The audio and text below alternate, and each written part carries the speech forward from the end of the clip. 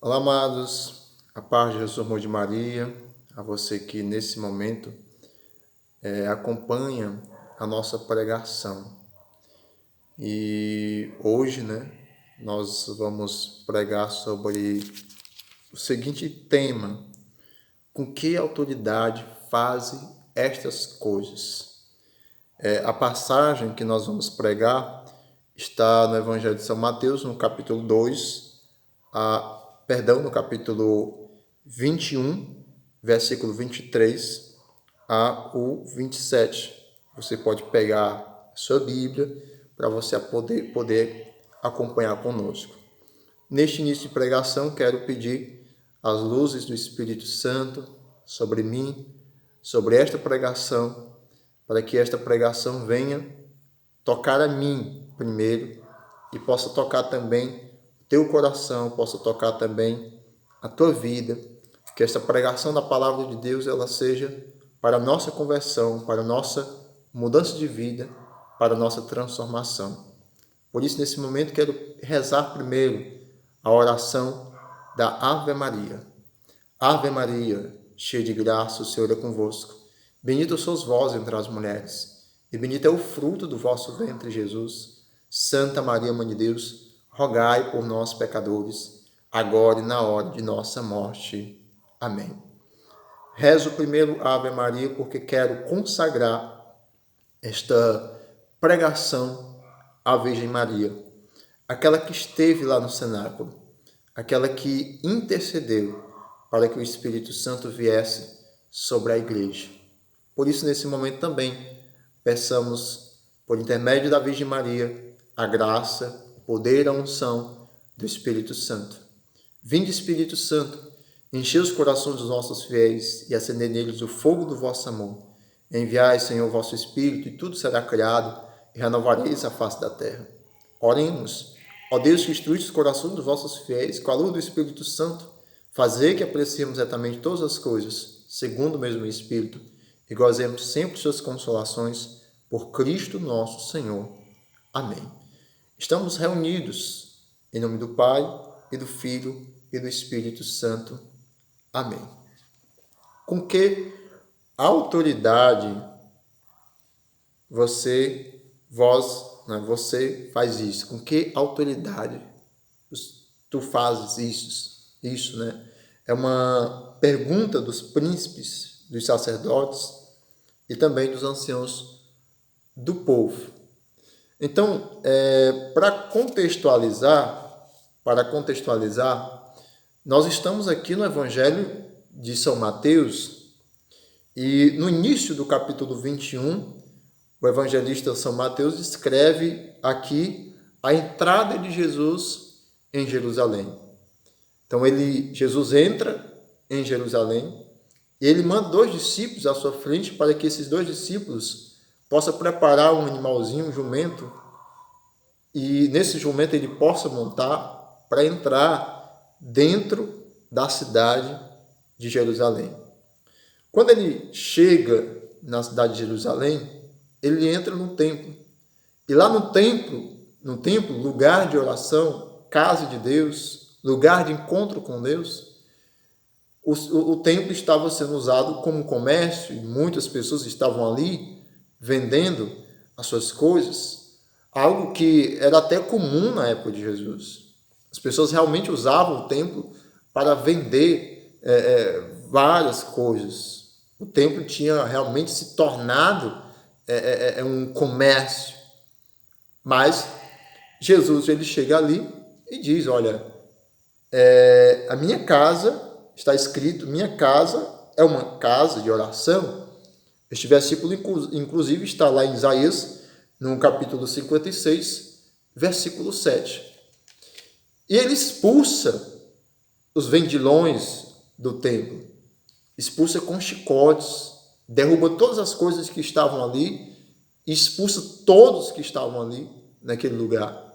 E diz, está escrito, a minha casa será casa de oração. E claro, os fariseus hipócritas, os doutores da lei, os anciãos do povo, ficaram muito zangados e muito irados com Jesus. Jesus começou a fazer dentro do templo aquilo que realmente deveria fazer. O templo não foi feito para se vender coisas. O templo foi feito para ser um lugar de oração, para acontecer naquele lugar as maravilhas, os prodígios de nosso Deus. Por isso que Jesus, depois que expulsa os vendilhões, ele começa a curar os cegos e os coxos naquele lugar. Então ali, Jesus estava realizando a purificação daquele templo.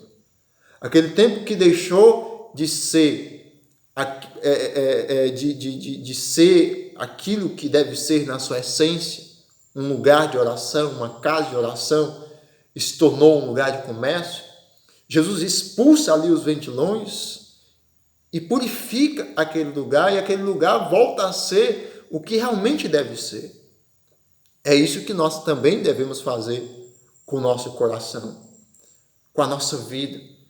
Nós fomos feitos para amar e ser amados, mas os lixos que nós permitimos que entrem na nossa vida nos impede disso, nos impede de ser a essência para a qual nós fomos feitos.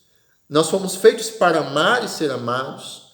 Nós fomos feitos à imagem e semelhança de Deus. Nós fomos feitos de amor, porque Deus é amor. E nós fomos feitos à imagem e semelhança de Deus. Então, se Deus é amor, então nós fomos feitos de amor. As nossas fibras são de amor, do amor de Deus. Muitas vezes nós não fazemos por conta de deixarmos o lixo do pecado entrar em nós deixamos de ser aquilo que nós fomos chamados na nossa originalidade. Então, prosseguindo, Jesus começou a realizar milagres, curas, libertações no lugar, dentro daquele templo, e viam ali as crianças glorificando, dizendo hosana ao filho de Davi. Isso deixou os fariseus hipócritas, isso deixou os doutores da lei com mais raiva, com mais ódio ainda. E aí, lá na frente, nós temos aqui, claro, né, a figueira amaldiçoada, quando Jesus passa por uma figueira pensando em encontrar frutos, mas encontra apenas folhas, ele amaldiçoa aquela figueira, ele mostra ali o seu poder, ele mostra ali a sua autoridade. Aí no Evangelho que nós vamos trabalhar, no capítulo 21, a partir do versículo 23, Jesus dirigiu-se ao templo, creio que de novo, né? Enquanto ensinava, os discípulos dos sacerdotes e os anciãos do povo aproximaram-se e perguntaram: com que direito fazes isso? Quem te deu essa autoridade? Estou lendo aqui na Bíblia da Ave Maria. Respondeu Jesus, no versículo 24, eu vos proporei também uma questão. Se responderdes, eu vos direi com que direito faço. De onde procediu o batismo de João? Do céu ou dos homens? Olha, eles raciocinavam entre si. Se respondermos do céu, ele nos dirá: por que não crestes nele? E se dissermos dos homens, é de temer-se a multidão, porque todo o mundo considerava João como profeta. Responderam a Jesus: não sabemos, pois eu tampouco vos digo, retorquiu Jesus, com que direito faço essas coisas. Palavra da salvação, glória a vós, Senhor. Aqui, o Evangelho mostra a autoridade, o poder que Jesus tem, o poder que infelizmente era questionado por pessoas cegas, por pessoas que não aceitavam Jesus ser seguido por uma multidão de pessoas, por pessoas que não aceitavam Jesus curando doentes, curando pessoas enfermas.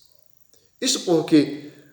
Porque as pessoas daquela época tinham os doentes, tinham os enfermos como pessoas malditas, como pessoas pecadoras. Elas eram totalmente isoladas da sociedade. Era como se eles não existissem. Era como se eles não fizessem parte daquela nação. Não eram cidadãos. Eram totalmente isolados da sociedade. Eram totalmente afastados da sua família, excluídos. E ver alguém que acolhia, além de acolher, ainda curava aquelas pessoas, isso gerava um certo ódio, isso gerava um certo rancor no coração daqueles fariseus hipócritas, daqueles doutores da lei, daqueles anciãos do povo, dos príncipes, dos sacerdotes. Porque se antes eles tinham toda a autoridade, se eles tinham todo o poder, se antes eles mandavam em tudo, se antes eles controlavam tudo, agora tem alguém que mostra ter um poder, que mostra ter uma autoridade diferente da deles. Eles perguntam: com que autoridade tu fazes isso? Com que autoridade tu fazes isso? E Jesus joga uma outra, vamos dizer, um outro abacaxi para eles descascarem. Já que vocês jogaram para mim esse abacaxi, eu jogo ele para vocês também. E eu vou responder com que autoridade eu faço essas coisas. Eu vou responder com que autoridade eu curo, eu liberto, eu converto. Eu vou dizer com que autoridade se vocês me disserem a respeito de João Batista. Amados, Jesus era um homem muito sábio. Jesus era um homem muito inteligente. Então, Jesus joga para eles de onde procedia o batismo de João? Do céu ou dos homens? Claro que se eles dissessem que era do céu, Jesus iria perguntar: então por que vocês não creram? Se vocês estão dizendo que o batismo de João vinha do céu, por que vocês não acreditaram? Por que vocês não aceitaram esse tempo de graça que o meu Pai deu a vocês? Por que vocês não se converteram? Por que vocês não mudaram de vida? Por que vocês não se deixaram ser batizados no Espírito Santo? Para que fosse preparada ali a minha vinda, era um tempo novo, era um tempo de graça. Esse tempo que o Senhor fez para vocês. Eles pensaram assim. E se eles dissessem que esse batismo seria dos homens, eles temiam a multidão, porque toda a multidão reconhecia que João Batista era um enviado de Deus, era um grande profeta. João Batista era amado, João Batista era respeitado pelo povo. Interessante, né? O respeito que Jesus tinha pela pessoa de João Batista. Jesus, claro, é Deus. Jesus é Deus. Assim como o Pai é Deus. Assim como o Espírito Santo é Deus. Jesus também é Deus. Jesus também é Deus. Mas nós vemos aqui o carinho, o respeito que Jesus tem pela pessoa de João. Olha só, Jesus ainda aproveitou João para aumentar ainda mais o respeito que as pessoas tinham por João. Porque de qualquer forma aqui, Jesus coloca João assim no centro.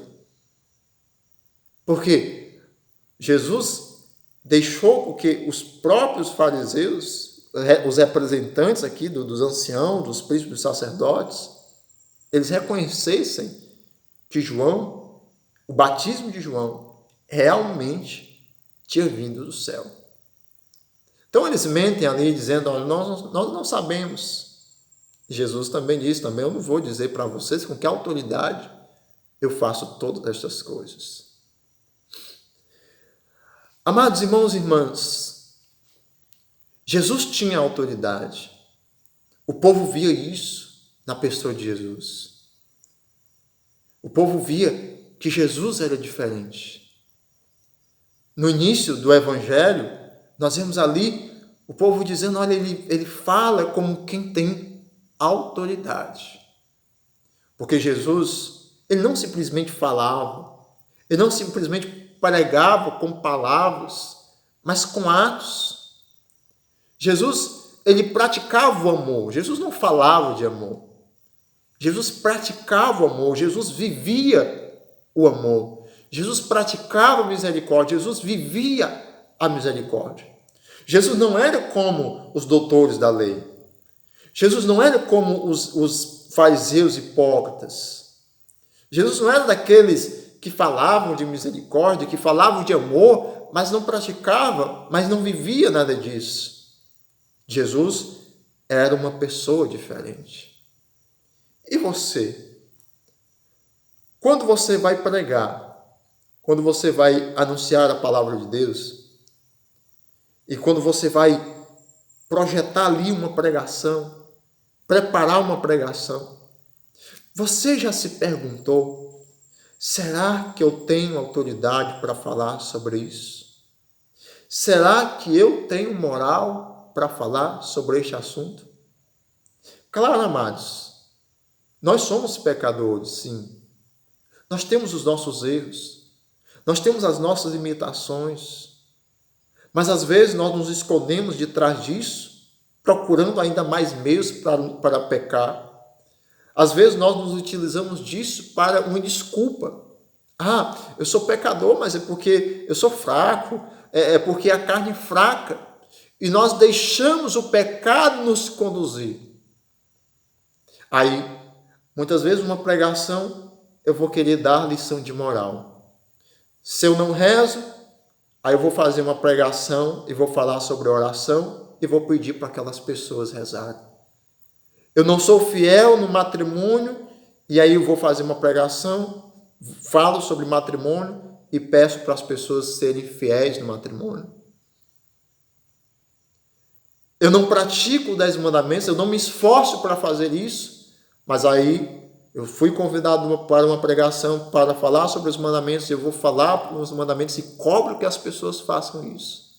Eu jogo um peso nas costas das pessoas que nem eu mesmo eu carrego. E aí, eu vou falar sobre, por exemplo, seriam tantos assuntos que muitas vezes nós vamos falar e nós vamos cobrar as pessoas para elas fazerem isso, sendo que nós mesmos, nós não nos esforçamos para fazer. Nós sabemos que aquilo dali é o certo. Nós sabemos que é aquilo dali que deve se praticar. Nós sabemos que é aquilo dali que está na palavra de Deus, que está no catecismo da Igreja Católica. Nós muitas vezes vamos nas redes sociais, nós debatemos, nós defendemos a fé católica e tudo aquilo, mas nós não vivenciamos. Quantas vezes nós vamos nas redes sociais defender o rosário, defender o Santo Terço? Mas será que a gente reza o terço? Será que a gente reza o rosário? Quantas vezes nós vamos nas redes sociais debater com protestantes? Os protestantes dizem assim, olha, Maria é uma mulher qualquer, e você vai provar que Maria não é mulher qualquer. Mas será que você, na sua vida, será que você, mesmo dizendo que Maria não é uma mulher qualquer, será que você não a tenha tratado como uma mulher qualquer? Você tem ouvido Nossa Senhora? Você tem feito aquilo que Nossa Senhora nos mandou fazer tudo o que o meu filho vos disser? Fazer tudo o que ele vos disser? Será que você tem feito isso? Será que você tem ouvido a voz de Nossa Senhora? Você entende de doutrina? Você até defende Maria, você até mostra os versículos bíblicos que falam de Nossa Senhora, que mostram que Nossa Senhora é mãe de Deus, que mostra que Nossa Senhora é rainha, que mostra que Nossa Senhora foi virgem antes, durante e depois do nascimento de Jesus, que prova a assunção de Nossa Senhora, que prova a coroação, Mas será que na sua vida de cristão, de católico, você vive aquilo que Nossa Senhora ensinou? Será? Com que autoridade? Jesus, alguém pode perguntar para nós hoje. Claro, Jesus tinha a resposta na ponta da língua. Jesus mostrou para eles com que autoridade, de uma certa forma, Jesus mostrou para eles com que autoridade ele fazia aquilo. Porque Jesus era o próprio Deus. E alguém pode nos perguntar, alguém pode nos questionar: Felipe, com que autoridade você prega sobre isso?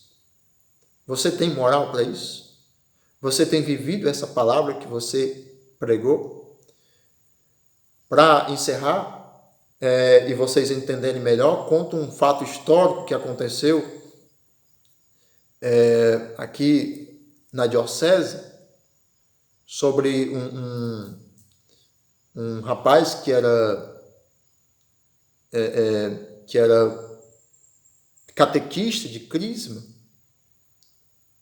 e de repente ele se junta a uma pessoa, se junta com uma pessoa, ou seja, se junta sem receber o matrimônio, e um determinado dia, o assunto da palestra de crisma era exatamente sobre o matrimônio, sobre o casamento na igreja. E um membro da crisma, ele pergunta isso no meio de todos: com que autoridade o senhor fala sobre isso? Sendo que o senhor não é casado, sendo que o senhor é junto. E aquilo dali fez com que aquele senhor até saísse da igreja. Porque realmente a gente vai ficar sem resposta. Eu falo para mim também. Eu sei que eu preciso me questionar. Será que o que eu acabei de pregar para vocês, será que eu tenho autoridade de pregar o que eu acabei de pregar para vocês? Porque, amados, quando eu prego, essa pregação ela vem primeiro para mim, porque é os meus ouvidos que ouvem primeiro. Os meus ouvidos ouvem primeiro do que os seus ouvidos. Então, essa palavra ela vem me questionar. Ela vem me questionar. Será que você, Felipe, tem colocado em prática os ensinamentos de Jesus? Será que você tem autoridade para isso? Quantas vezes também no exorcismo, ou no encontro, ou no momento de cura e libertação, o diabo, no momento em que aquela pessoa, aquele ministro, aquele padre está ali expulsando o demônio, querendo expulsar o demônio, às vezes o demônio revela o pecado daquela pessoa. E ele pergunta: com que autoridade? Eu te conheço. É como teve uma passagem também na vida de Paulo, acho que no Ato dos Apóstolos, onde chegou lá um grupo de exorcistas judeus, querendo expulsar um demônio, e o demônio se vira para eles e pergunta: olha, e aquelas pessoas estavam pregando, quer dizer, querendo expulsar o demônio em nome de Paulo, em nome do Deus de Paulo, e aí aqueles demônios se voltam para eles e dizem: olha, eu conheço Deus de Paulo, eu também conheço a pessoa de Paulo, mas e vocês? Quem são vocês? E o autor sagrado do Atos dos Apóstolos vai descrever ali que aqueles exorcistas judeus apanharam daqueles demônios. Então, nos perguntemos mais uma vez: nós temos autoridade para pregar a santa palavra de Deus? Ou seja, ter autoridade é falar daquilo que a gente vive. Ter autoridade é cantar aquilo que a gente vive. Isso é ter autoridade. Ter autoridade é cobrar primeiro de mim, antes de cobrar dos outros. Eu preciso cobrar de mim. Eu preciso me perguntar se eu tenho vivido a mensagem de Jesus Cristo na nossa vida. Que nós possamos pedir a intercessão de Nossa Senhora, ela que está com os braços estendidos aqui, que nós possamos pedir a intercessão de Nossa Senhora, Que nós possamos pedir força a nosso Senhor Jesus Cristo. Que nós possamos ser curados pelas chagas de Jesus. Que nós sejamos curados. Que nós sejamos libertados. Que sejamos pessoas livres. E estejamos preparados para ajudar tantas outras pessoas que precisam da nossa ajuda. Rezemos pela nossa conversão. E rezemos pela conversão de todos os membros da igreja. Rezemos pela nossa igreja católica, apostólica romana. Ave Maria, cheia de graça, o Senhor é convosco. Bendita sois vós entre as mulheres, e bendito é o fruto do vosso ventre, Jesus. Santa Maria, Mãe de Deus, rogai por nós, pecadores, agora e na hora de nossa morte. Amém.